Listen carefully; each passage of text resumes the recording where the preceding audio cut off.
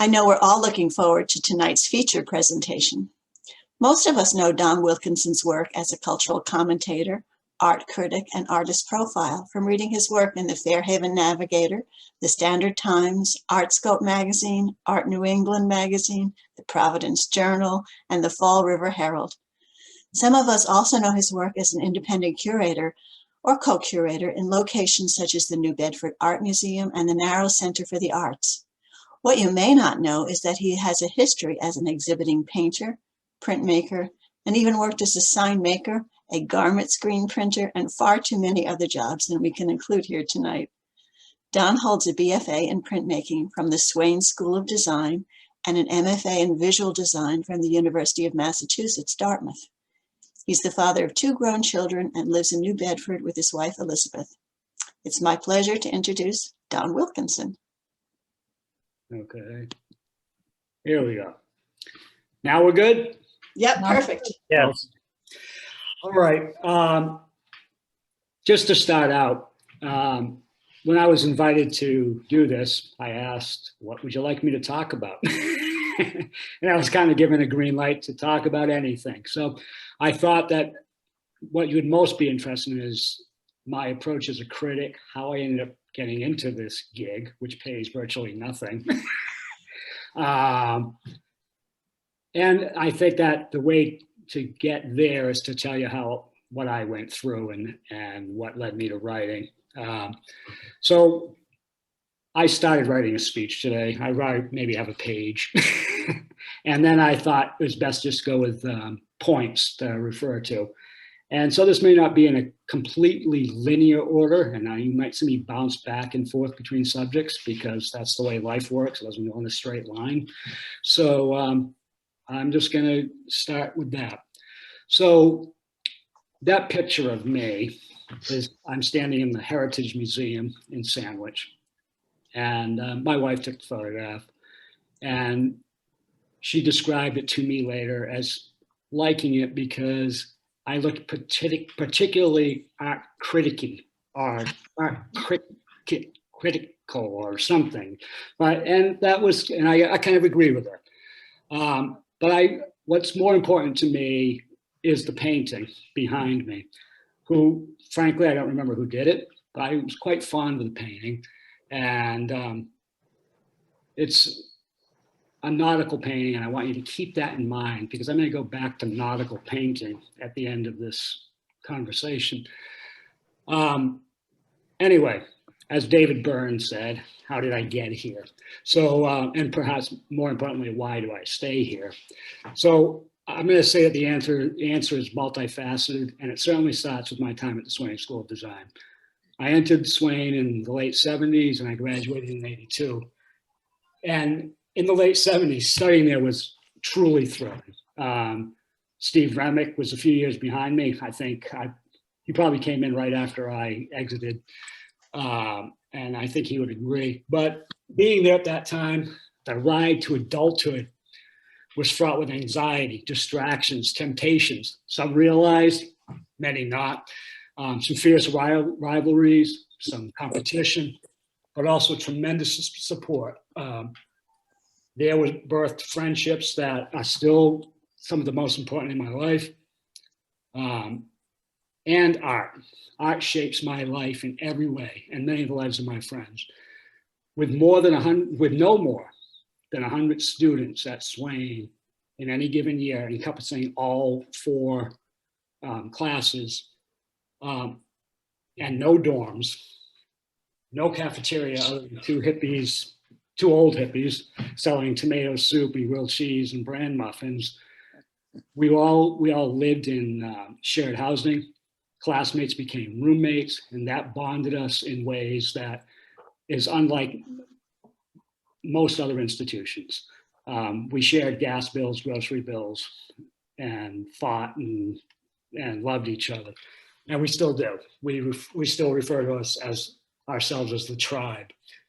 There was a bar that some of you might remember downtown New Bedford, Joe Marshall's, where we drank really cheap beer and free sandwiches, and that bonded us.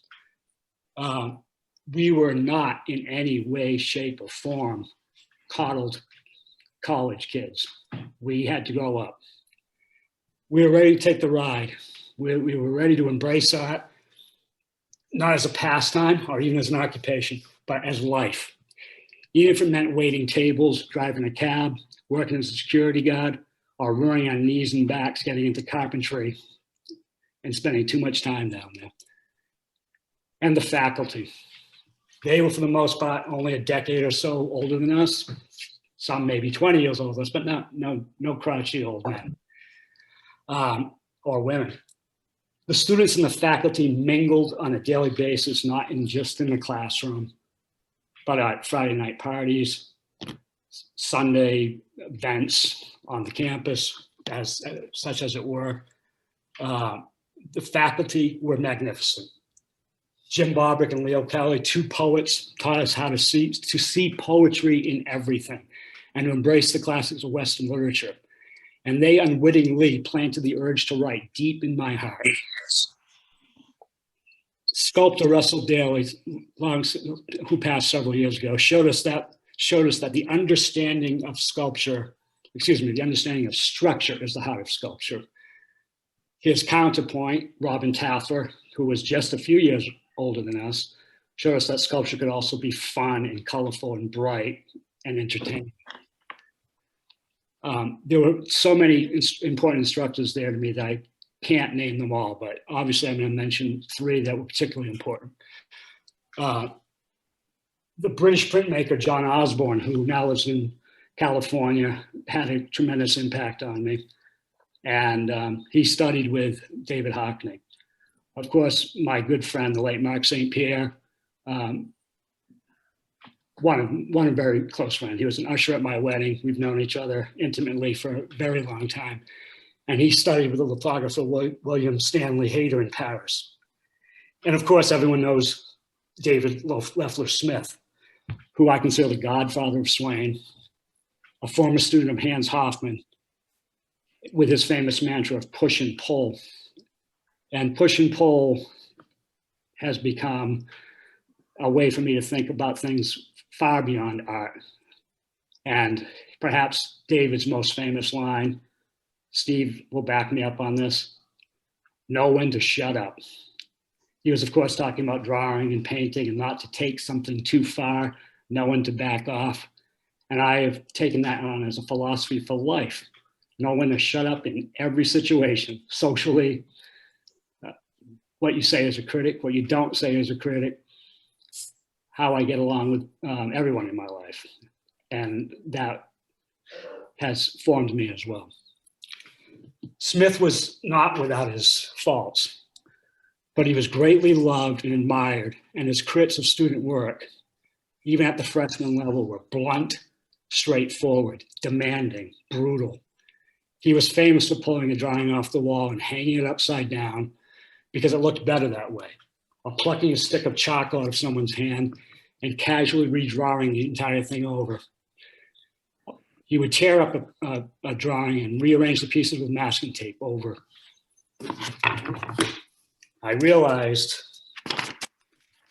flip this over, and we didn't know it at the time, but he was not only pointing out foremost lessons about color, composition, and how to look, he was also toughening us up. The art world is no place for the weak of heart. The end of the semester crits were attended by most of the faculty and many interested students, either in support of their colleagues or in anticipation of seeing them squirm, and many did. Some left those crits in tears or in a fit of anger.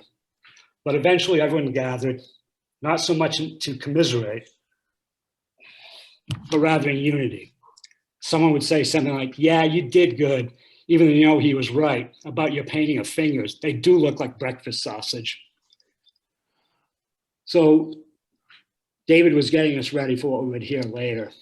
And he didn't pull punches, and I think we all appreciated that. So push and pull. I'm going to swing over and talk about Ron Fortier for a minute because we're talking about a little project. Ron's artist index his podcast series. I think he's doing a terrific job recording many of the artists in the community. And he's been nudging me for months and months to get involved and help him out. And I finally relented. And we'll be doing something soon.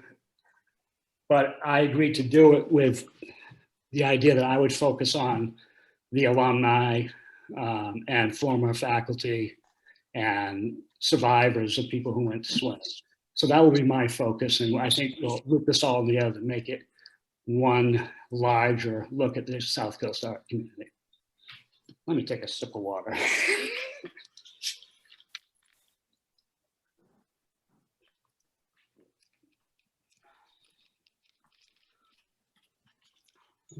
Okay.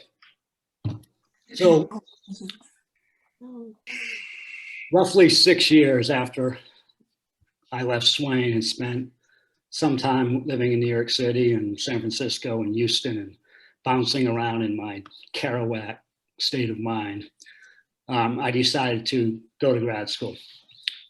So I came back and I had the opportunity to once again work with some of the people I so dearly loved at Swain, including Mark and David and Sig, and new faculty that I hadn't known previously that come from the PIA program, the program in artistry at Boston University, and joined the faculty. I, of course, had to write a thesis, and I needed to have a group of advisors. Those advisors were Mark St. Pierre as my head advisor, Sig, who offered endless commentary on color, Janet Friedman, who ran the Women's Studies program at the university. And at the time, I was doing nothing but portraits of women, and I wanted her point of view, and she was terrific. Janet also advised I bring another woman in, and she asked me to invite Susan Hamlet, who was a medals instructor, and she just thought that she would provide me with something different, and she certainly did. At one point, I had asked David Smith to join me as well. So David frankly said no, he wouldn't advise me. But he explained why. He was about to retire, and this would have been a 2 to 3 year commitment for him to come in on some regular basis to my studio. But he did agree to spend the rest of the year working with me. And I was a printmaking major who was doing a lot of painting. He told me quite frankly, he didn't want to look at my printmaking. He didn't want to look at my painting, but he would come in if I would do what he asked me to do. And I agreed on the spot. A week later, he came into my studio with a canvas sack. In that canvas sack, he had several dozen spoons, ladles, spatulas, and he asked if he could set up a still life in the room. He did, and he said, get some good BFK, Reeves, and I want you to draw those spoons. Give me 2 or 3 drawings. And he left. He came back, he said, I'll see you next Wednesday. So he came in the following week. We talked about those drawings. And then he said, okay, I'll see you next week. And I said, oh, David, what do you want me to do? I want you to do those drawings again. And that continued for the entire semester until I had 40 some odd drawings of spoons, until I wasn't drawing spoons anymore. And suddenly I realized the man was a genius. It was such a powerful lesson to go beyond drawing to something quite invigorating and a way to see things in a way I hadn't seen them before. We all talk about negative space, but I was beginning to see this almost as a philosophy. Okay, I'm gonna move my space bar if I can. Let's see.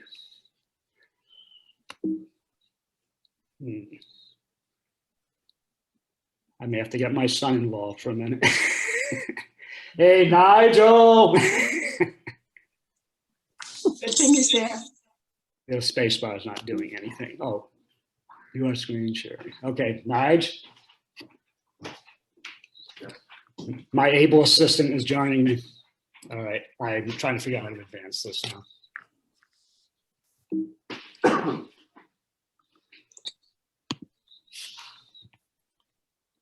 right, so just use these, okay. All right, so here you see a somewhat obscured photograph of myself with my wife and Louis Villanova seated in the yellow pants, and Catherine Gatrell, and so a couple of Boston artists. But the reason I chose this photograph, and there are many like this, is that the Irish community is such a tremendous part of my life that it affects and infects every part of it. Before I was married, and this may seem kind of trite, but it shows you where my head has been at since I've been 18. So let's say from the age of 18 until the age that I met Elizabeth, the number of women I may have dated in that, which was just 12-year, all of them were visual artists, with one exception, and to Lisa, the flight attendant, hello out there. When I got married, we got married in an art gallery. All the ushers and the best men were artists. All the bridesmaids were artists. All of my friends are artists, virtually all of my friends. Even my friends that are cops are artists, you know? So it's every part of my being. Which then, let's go to this. So here's me in grad school. So there were people writing about me back then. I didn't know I'd be writing about other artists. So in some strange way, everything comes around. And you can see kind of big photographic images back there. Some of those are the ones I was talking about. There were images of some of my grad school colleagues who all actually participated in the making of the paintings, not just as models, but adding materials and in some cases writing poetry on top of them and such. I was trying to break down the barriers between certainly talking about the male gaze, but also talking about breaking down this model artist relationship. My thesis was called Portraiture and the Anima, the artist model relationship as metaphysical couple. If that's not heady and pretentious, I don't know what it is, but I had a lot of fun writing it.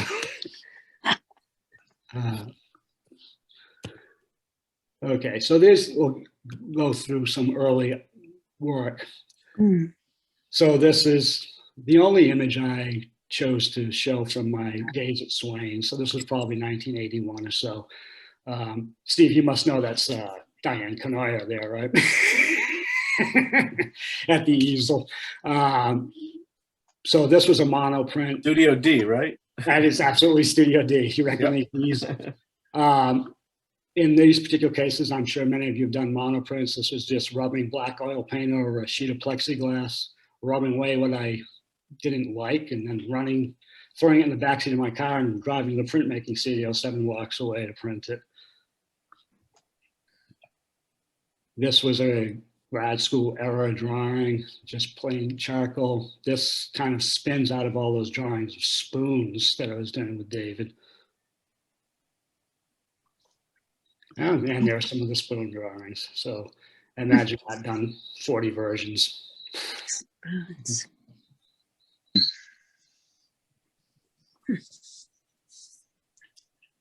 Okay, Anxious Fusions is a series that I I'll show you the first one, we'll get into that. This is a fairly large painting, maybe 4 feet high.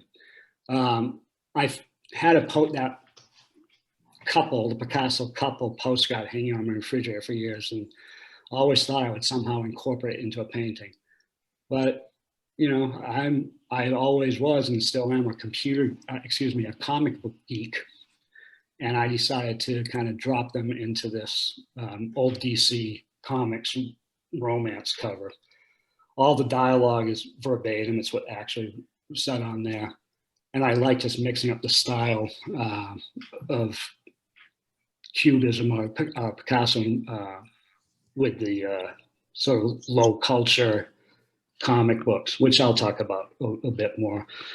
But this was a fairly lengthy series, so I'll go through these. So here we have, again, Picasso. In this case, the comic artist is Frank Miller. And in all of these, any dialogue you see has been not altered. So just marrying the two forms. Is Supergirl with the Demoiselles.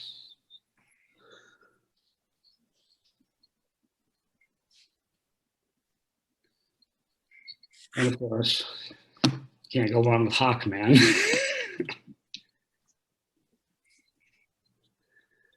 Gertrude Stein with Batman and Robin.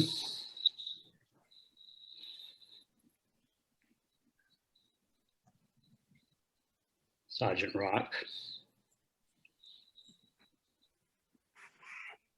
Meanwhile, back at Wayne Manor.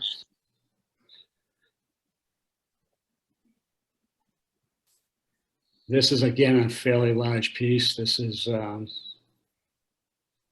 Plastic Man from many years ago. And up in the upper left-hand corner is a real mirror, probably about a foot square. So that's a fairly large painting.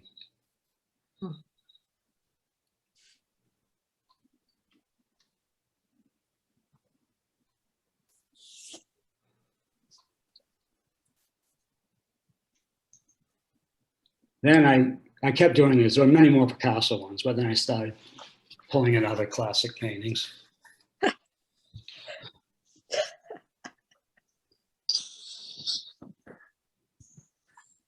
This is a little bit of wordplay, which ends up in a lot of my work. The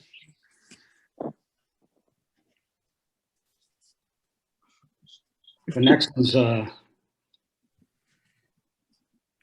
don't know, how do I say this? The next one might be a little bit of a shocker, but I think it's a funny shocker. Adapting Hokusai's famous squid painting. Okay, after this series, I started doing some work on the 7 Deadly Sins. And took a hard turn away from what I was doing previously and got much cleaner line. So these are anodized aluminum panels. The black, the text and the wings are silk screened on the surface. I don't know how easily you can see what's going on here, but each has a recessed area, maybe an inch deep, with a box, black velvet lined, and on the glass is sandblasted, in this case, the word avarice. So I tried to find appropriate objects to define each one, and it seemed like the C-clamp holding money worked, and you'll see others follow a similar trajectory. Here we go, envy. Pair of binoculars with corkscrews at the eyepieces, because I think that envy is a sin of the eyes. Gluttony, this glass got broken recently, but anyway, there's the fork on a pair of handcuffs. Lust, you can reach for that photograph, but you might get caught in that mouse trap. Pride has a little mirror studded with X-Acto blades, so you can look in the mirror, but you might get hurt. Sloth was the most difficult one to find a proper depiction, and I basically just lifted this from the movie Seven, where the slothful one was a junkie, but this needle, 3-barbed hook, and Wrath, commando knife wrapped in barbed wire. So all of them bring you pain. So kind of a traditional nude, very traditional anyway. This was 2 images that came from a magazine, an old copy of the New Yorker. The image on top was a liquor ad with this woman wearing a cast on her leg and having it signed by people in a chalet somewhere. And the image below was accompanying an article about childbirth in the Middle Ages. And I was shocked when I saw the two next to each other, like that was some really horrible magazine editing to have these two images across from each other. So, of course, I put them together and made it even more evident. And the text, oh, it was wonderful to be here. This was the seat of life, but also it was terrible. I thought appropriate. I received a commission when I was living in Vermont many years ago to do a series of portraits. And these were two men I met they were strangers. I met them in a bagel shop one morning, asked them if they would model for me. They wanted to see my photographs first, and I told them they were going to do them in one of those booths you feed quarters to. So that's what we did. And this is obviously very much a reference to Warhol. There are words on this one too, and difficult to read, but it says, your random arrangement is perfectly planned.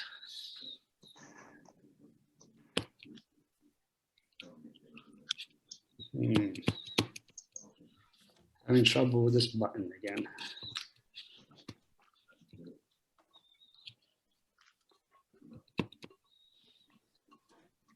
Anyone have any suggestions? Call your son. Oh, yeah, that's probably the best thing. Yeah, it seems to be frozen. Just give me a moment. Hey, Nigel.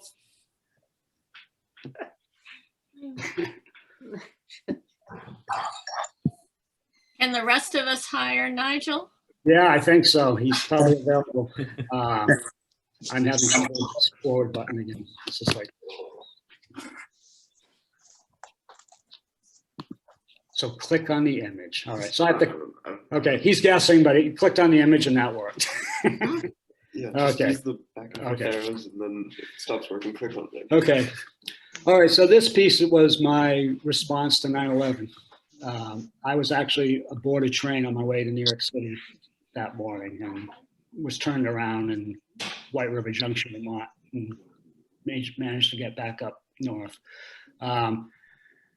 So there are references here, obviously, most obviously to Jasper Johns, and Picasso in the lower right-hand corner. But in the top is a little eagle that was a flagpole topper, and that's a reference to Rauschenberg's Canyon.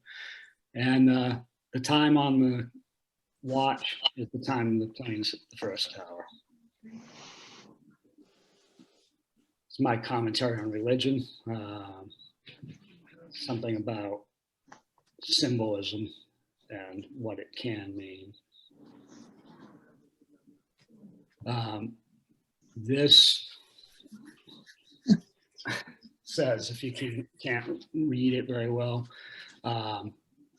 above the statue, what shall we do with all this useless beauty, which is a Elvis Costello lyric, and which leads into my Black Velvet Elvis. This is a very large painting and on real black velvet. This was a sort of experimental piece. I don't do too many things like this, but it was a way to think a little bit different for me. So there's a green light bulb and there's a red light bulb and there's silkscreen text.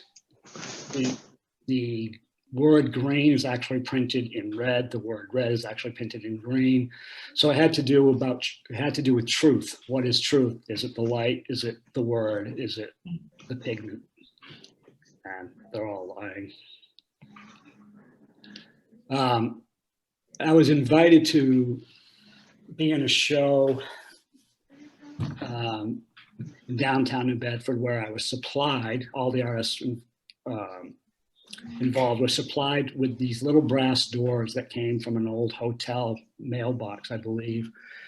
There were about 11 or 12 of us. And the command was to use this in a work of art. And my paintings, for the most part, are done on wood. And I was thinking about how I would incorporate that. And I watched, excuse me, somebody asked something? Okay. I came across this mannequin at a thrift store that was going out of business and bought it from them and cut a hole in the belly to insert that door in And my wife, who at one point was making quilts that used little clay fetuses that she made, gave me one of the fetuses so I could insert it. So it is something about parenthood, and it's also a horrible pun because it's called MALE, M-A-L-E, delivery system. Ending images. Okay. This is the artist who I will never write about, which some of you may have seen coming, but my wife is an accomplished artist herself, and I'm going to get a little bit into the ethics of who I will write about and who I won't. But I will never write about my wife's art, and there have been a few times that she's been in a show that I've covered, a group show, and I will just mention in passing, also exhibiting is, with no further word. I would hold the same, both of my parents have long since passed, but if either one were an artist, I would abide by that as with my children or a sibling, but none of them are artists, so only Elizabeth has to worry about it. This is a show at the original Colo Gallery. You can see Nicole right in the middle there. And this was the show that got Colo shut down because it was considered too risque. That was 10 years ago, and it seems kind of silly and ancient history, but that was Elizabeth's piece. And by the way, Lewis, the owner of the gallery, had no idea they were going up until I came and installed them that morning. This is another one of Elizabeth's pieces. Her first painting, actually, which she did as not as a young student, but well into her 40s. And this is one of her fabric works. And that's one of my paintings of her. Okay, so we probably already are at our time limit, but I'll try to do some of this fast and get enough questions. So how did I start doing let me go back to this. Go back to the original.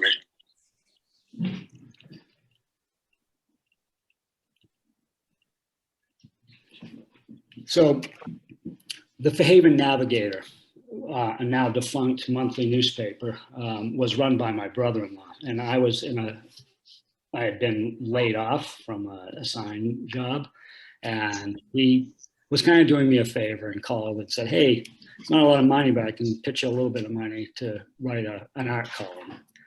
I'd never done it before, except the kind of art school exercises. But I agreed to do it. But because it was a monthly, reviews were not a simple thing to do in a timely fashion. So I started doing artist profiles back then. And I do remember some of the early ones included Chuck Houck and Mark St. Pierre and Lasse Antonsen. And people were reading them. And I didn't realize the Fairhaven Navigator had much of a readership, but there were enough people were reading them that they got noticed. I was sitting in Louis Villanova's Colo Gallery one day when Brian Goslow phoned him, and he was looking for someone to write art criticism covering the South Coast. Prior to that phone call, David, the late and much loved and well respected David Bartlett Boyce was not well at the time. And he had been the writer for ArtScope covering the South Coast. But he knew he wasn't going to be returning to that. And I went to visit him, and he gave me his blessing. He said, please do it. Someone needs to do it. And I did, and I never turned back. A few months after that,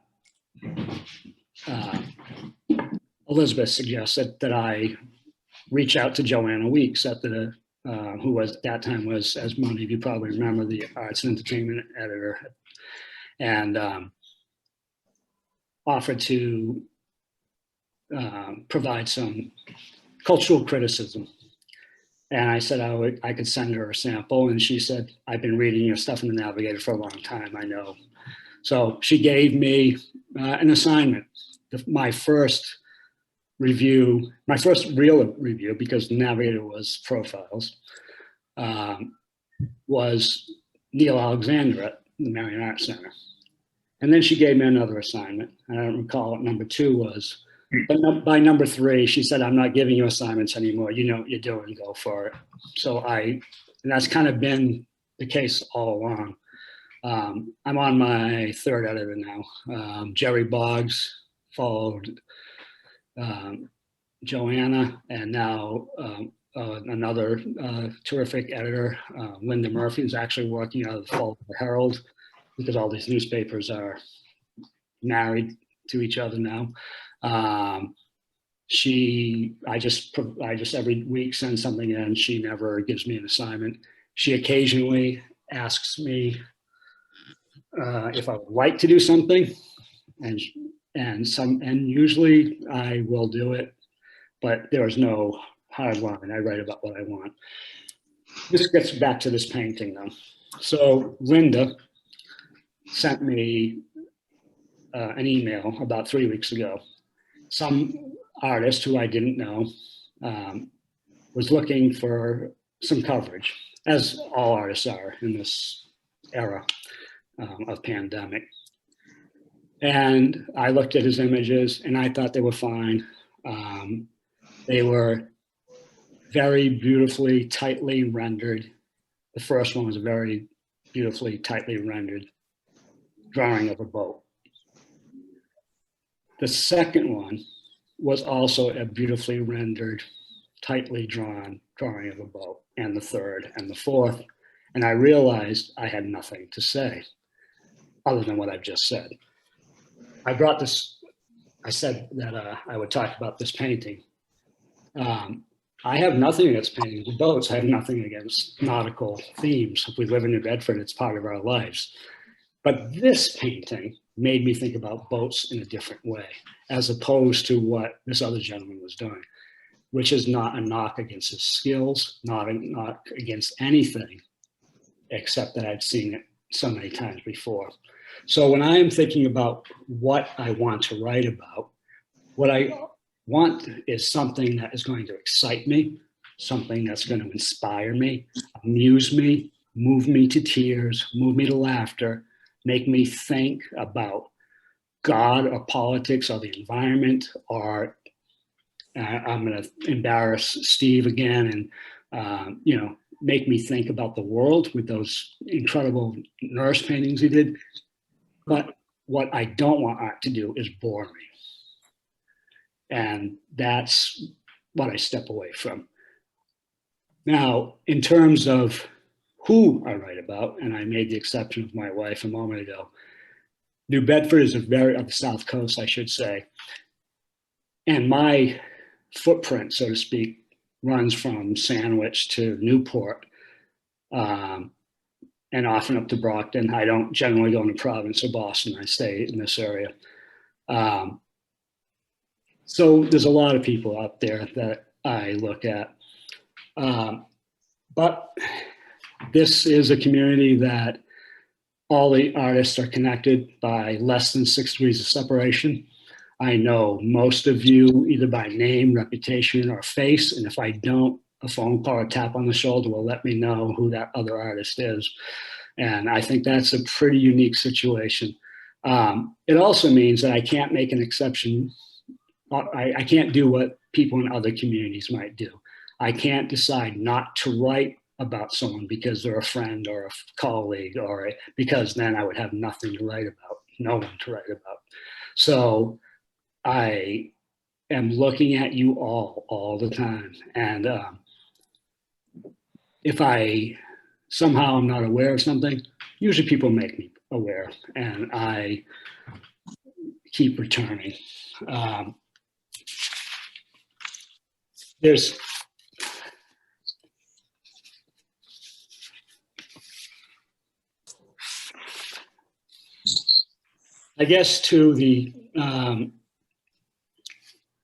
I want to talk a little about the newspaper for a second, because this is really about the future of art criticism on a local level. you know, some of you may remember that 2 years or so ago, they decided they were going to stop doing local art criticism in the Standard Times. This was not a decision made at a local level. This was a giant mega corporation decision that affected roughly 600 newspapers. And when that happened, I was rather upset. I was not upset because of the loss of $75 a week. I would do this for free, frankly. It's never been about the $75 a week.